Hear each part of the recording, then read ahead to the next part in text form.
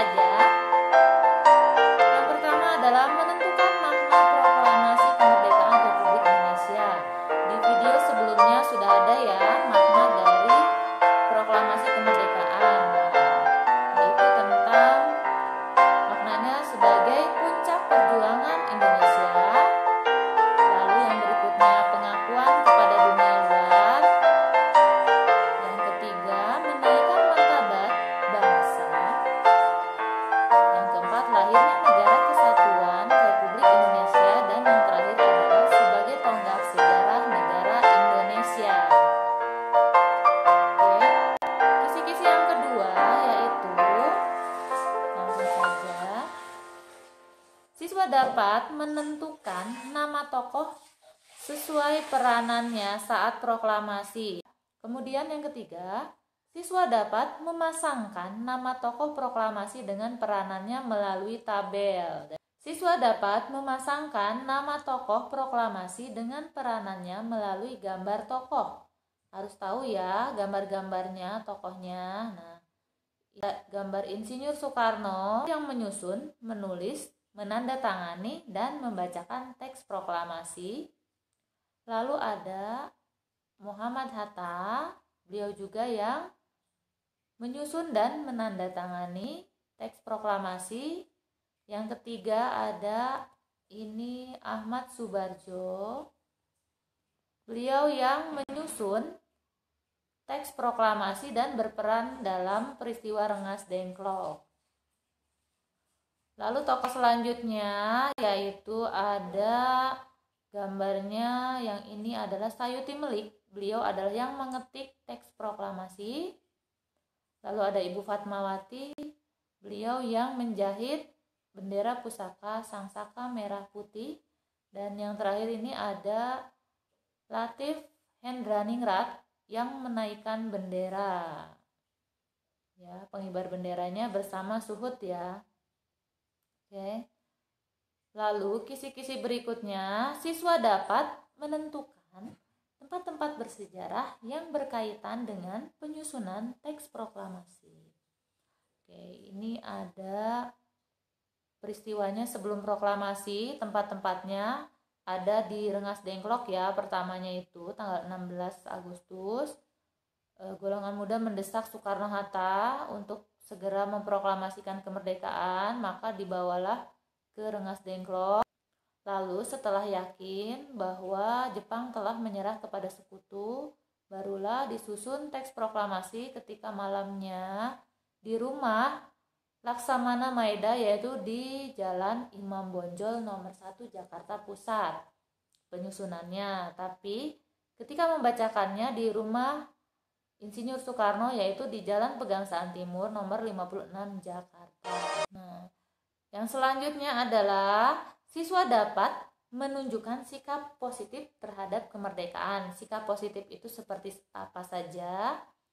Yaitu sikapnya adalah menghargai jasa pahlawan, membela negara dari ancaman, rela berkorban demi nusa dan bangsa, bangga sebagai warga negara Republik Indonesia.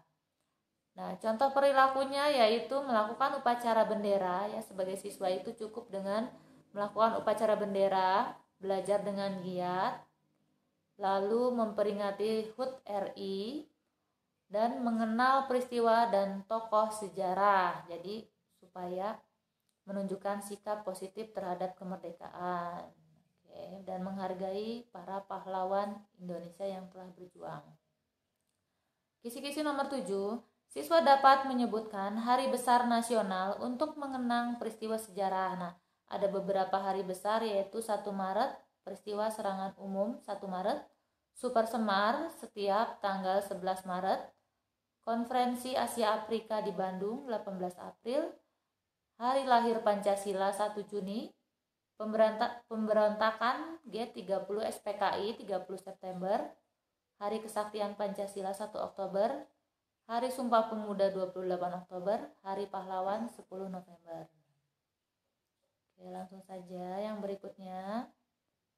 Kisi-kisi berikutnya nomor 8, siswa dapat menyebutkan tokoh-tokoh perjuangan mempertahankan Republik Indonesia. Nah, mempertahankannya itu kan ada perlawanan dan perundingan. Nah, yang perlawanan ini apa saja, yang perundingan apa saja, dicermati lagi. Nah, tokoh-tokohnya itu adalah Insinyur Soekarno dan Muhammad Hatta yang dikenal sebagai tokoh proklamator. Nah, kemudian yang ketiga, Sultan Hamengkubuwono ke-9.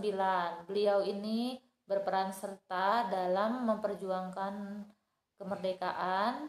Beliau menyiapkan kota Yogyakarta sebagai pusat pemerintahan dan membantu TNI ketika melawan Belanda dan sekutu itu ya.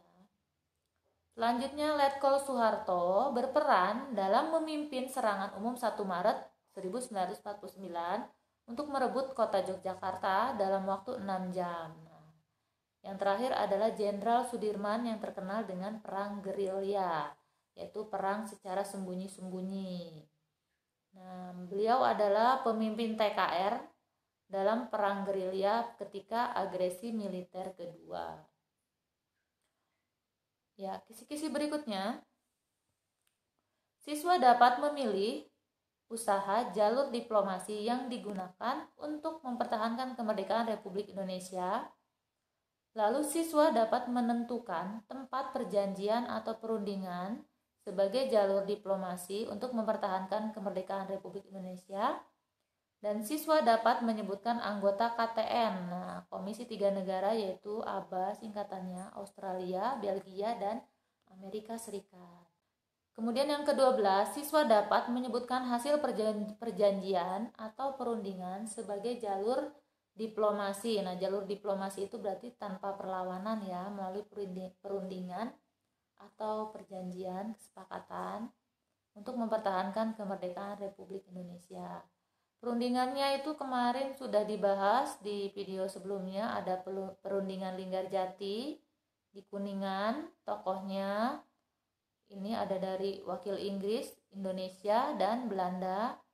Lalu hasilnya ini, Ibu skip saja ya, karena nanti panjang sekali. Silahkan dibaca lagi buku IPS-nya, buku paket, buku tema, atau buku LKS-nya. Atau video Ibu juga sudah ada sebelumnya. Lalu perundingan yang kedua ada perundingan atau perjanjian Renville, dilaksanakan di atas kapal USS Renville Amerika Serikat. Ini ya, makanya disebut perjanjian Renville. Nah, langsung perundingan yang ketiga yaitu Rum-Royen. Nah, karena terkenal dari kedua wakil Indonesia, Muhammad Rum dan Royennya itu adalah Dr. Van Royen dari Belanda. Nah, perundingan Rum-Royen ini berujung dengan kesepakatan bahwa akan melanjutkan kesepakatan kembali atau perundingan kembali, yaitu perundingan yang keempat, konferensi meja bundar atau yang disebut dengan KMB di Den Haag, Belanda. Nah, hasilnya apa saja silakan dicermati dan dihafalkan. Oke. Kisi-kisi selanjutnya, siswa mampu menjelaskan peristiwa Bandung Lautan Api. Nah, peristiwa ini terjadi di kota Bandung, yaitu peristiwa 7 jam ya, sekitar kurang lebih 200.000 penduduk Bandung membakar seluruh rumahnya, kemudian meninggalkan kota Bandung menuju ke pegunungan, daerah pegunungan di daerah selatan Bandung.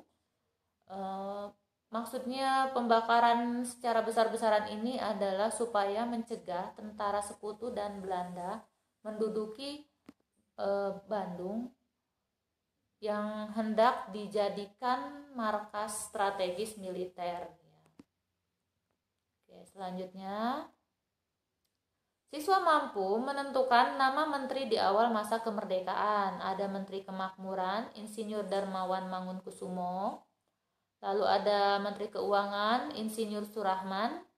Ada Menteri Kemakmuran, Akagani. Kemudian ada Menteri Urusan Bahan Pangan, I.J. Kasimo, yang terkenal dengan Kasimo Plan-nya.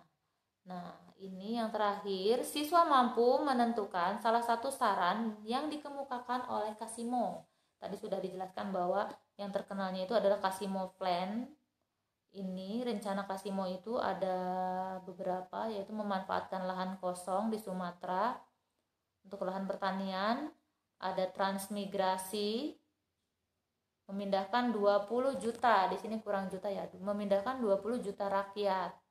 Lalu pengurangan penyembelihan hewan seperti sapi dan kerbau yang berguna sekali dulu untuk membajak sawah ya. Kemudian pembentukan kebun-kebun bibit di setiap desa dan melakukan intensifikasi dengan menanam bibit unggul di Pulau Jawa. Oke, sekian dari Ibu, semoga bermanfaat. Mohon maaf jika ada kesalahan.